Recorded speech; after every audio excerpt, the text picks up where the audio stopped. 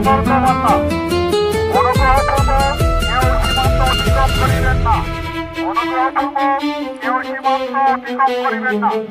আমরা ভিতর দ্বারা সীমান্তবর্তী এলাকার সর্বসাধারণকে জানানো যাচ্ছে যে আমরা বিশ্বস্ত সূত্রে জানতে পেরেছি ভারত হতে অবৈধ অনুপ্রবেশ এবং পুঁজি হতে পারে।